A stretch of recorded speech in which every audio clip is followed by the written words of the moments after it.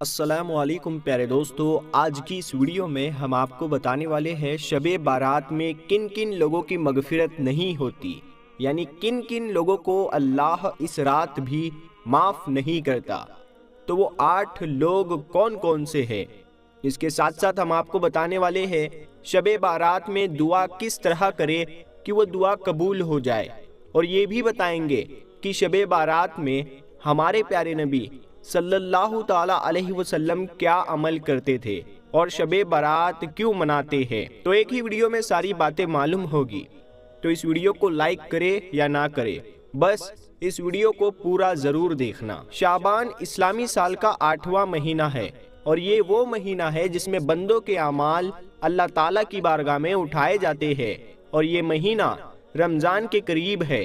اسی لیے جب بھی یہ مہینہ آتا تو ہمارے نبی محمد صلی اللہ تعالی علیہ وسلم یہ دعا فرماتے تھے کہ اے اللہ ہمارے لیے رجب اور شعبان کے مہینے میں برکت عطا فرما، اور ہمیں رمضان کے مہینے تک سلامتی کے ساتھ پہنچا دے۔ اور آپ صلی اللہ تعالی علیہ وسلم زیادہ تر نفلی روزے شعبان کے مہینے میں ہی رکھتے تھے، اور اس کی وجہ آپ فرماتے تھے کہ اس مہینے میں ملک الموت یعنی موت کا فرشتہ ان لوگوں کے نام لکھ کر اس کو دیے جاتے ہیں جن کی روح قبض کی جائے گی، جو اس سال میں مر جائیں گے۔ تو میں چاہتا ہوں کہ میرا فیصلہ روزے کی حالت میں کیا جائے۔ پیارے دوستو، شب بارات کی فضیلت۔ شعبان کے مہینے میں ایک بابرکت اور فضیلت والی رات آتی ہے جس کو شب برات کہتے ہیں، جو کہ شعبان کی 15ویں رات ہوتی ہے، اور اس رات میں نفلی عبادت کی بہت فضیلت ہے۔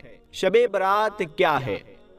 شب ہندی میں کہتے ہیں رات کو، اور برات کا مطلب ہے بری ہونا، آزاد ہونا، یعنی گناہوں سے بری ہو جانا، چھوٹ جانا۔ اور عربی مہینے شعبان کی 15 تاریخ کو یہ رات ہوتی ہے جس کو شب برات کہتے ہیں۔ اس رات کی اتنی فضیلت ہے کہ اگر کوئی بندہ ثواب کی امید کے ساتھ عبادت کرتے ہوئے اللہ سے اپنے گناہوں کی معافی مانگے تو اللہ تعالیٰ بہت جلد گناہوں کو معاف کر دیں گا۔ فضیلت والی راتیں کون کون سی ہے؟ نمبر 1 لیلۃ القدر، جو رمضان کے آخری عشرے میں ہوتی ہے۔ نمبر 2 عید الفطر کی رات۔ نمبر 3 عید الاضحیٰ عید قربانی کی رات۔ نمبر 4 15 شعبان کی رات یعنی شب برات۔ اس رات کی کیا خاصیت ہے؟ جیسے پورے سال کا بجٹ سرکار پیش کرتی ہے کہ پورے سال کیا ہوگا، اسی طرح اس رات میں آنے والے سال کے تمام قدرتی کاموں کا لیکھا جوکھا اللہ تعالیٰ فرشتوں کو دے دیتے ہیں، جیسے لوگوں کی زندگی اور موت وغیرہ۔ اس رات میں کیا کوئی خاص عبادت ہے؟ تو نہیں، اس رات میں کوئی خاص عبادت نہیں جو سنت سے ثابت ہو۔ ہاں، نفلی عبادت کوئی بھی کر سکتے ہیں، جیسے نفل نماز پڑھنا، قرآن کی تلاوت کرنا، اللہ کا ذکر کرنا، دعا کرنا، کیونکہ یہ رات بخشش کی رات ہے، اسی لیے اللہ کے سامنے اپنے گناہوں کی معافی ضرور مانگنا۔ کیا اس رات میں صلاۃ التسبیح پڑھنا ضروری ہے؟ جیسا کہ ہم نے آپ کو پہلے بتایا ہے، اس رات میں کوئی عبادت خاص نہیں ہے۔ ہاں، نفلی عبادت جو بھی چاہے کر سکتے ہیں۔ جہاں تک صلاۃ التسبیح کی بات ہے تو یہ نماز نفل ہے اور فضیلت والی ہے، آپ چاہے تو پڑھ لے، کیونکہ اس نماز کی اتنی فضیلت ہے کہ اس کو صرف اسی رات میں نہیں بلکہ پورے سال میں کئی بار پڑھنا چاہیے۔ تو اب بات آتی ہے، کیا صلاۃ التسبیح جماعت کے ساتھ پڑھی جا سکتی ہے؟ تو اس کا جواب ہے نہیں۔ نفل نماز جماعت کے ساتھ نہیں پڑھی جاتی، بلکہ اسے الگ الگ طور پر پڑھنا چاہیے۔ اس رات میں عبادت مسجد میں کریں گے یا گھر میں کریں گے؟ تو ہمارے نبی صلی اللہ تعالی علیہ وسلم نے فرمایا کہ اپنے گھروں کو قبرستان نہ بناؤ۔ مطلب یہ ہے کہ فرض نمازوں کے علاوہ نفل، سنتوں اور ذکر سے اپنے گھر کو منور اور روشن کرو۔ اور اس رات میں عبادت نفلی ہے، اسی لیے یہ گھر میں کرے تو زیادہ بہتر ہے، کیونکہ نفلی عبادت کے لیے لوگوں کا اکٹھا کرنا ٹھیک نہیں ہے، اور اپنے طور پر جتنا ہو سکے کرنا چاہیے۔ شب برات میں ہمارے نبی صلی اللہ تعالی علیہ وسلم کا کیا عمل تھا؟ حضرت عائشہ رضی اللہ تعالی عنہا فرماتی ہے کہ نبی صلی اللہ تعالی علیہ وسلم 15 شعبان کو گھر تشریف لائے، اور ابھی پورے کپڑے اتارے بھی نہیں تھے کہ پھر پہن لیے اور گھر سے نکل پڑے۔ میں بھی پیچھے پیچھے چلی گئی۔ یہ دیکھنے کے لیے کہ آپ کہاں جا رہے ہیں۔ تلاش کرتے کرتے میں نے آپ کو دیکھا کہ آپ مسلمانوں کے قبرستان میں ہیں اور مومنوں کے لیے دعائے مغفرت کر رہے ہیں۔ اب بات آتی ہے شب برات میں دعا کیسے کرے۔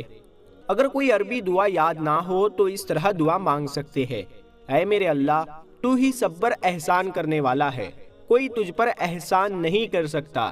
اے امت پر مہربانی کرنے والے، اے بندوں کو عطا کرنے والے، تیرے سوا کوئی معبود نہیں، تو گرتوں کو تھامنے والا ہے، بے پناہوں کو پناہ دینے والا ہے، پریشان حالوں کا اور مصیبتوں کے ماروں کا تو ہی سہارا ہے۔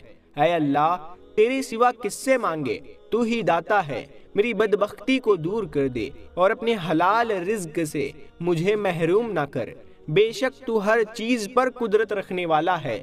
اے اللہ، میری پریشانیوں کو دور فرما، چاہے ان کو جانتا ہوں یا نہیں، یقیناً تو ہی سب سے زیادہ احسان کرنے والا ہے۔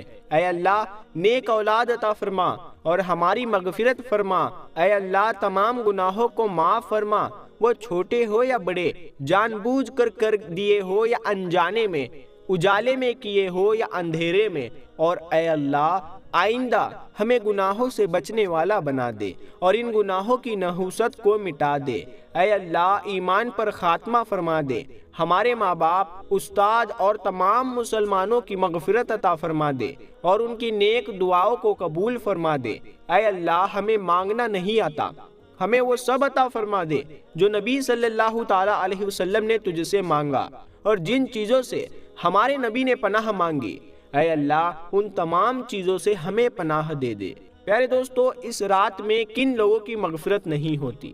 نمبر 1، مشرک، اللہ کے علاوہ کسی اور سے فائدے اور نقصان کی امید رکھنا اور اللہ کے علاوہ کسی اور کو پوجنا اور اس کی عبادت کرنا۔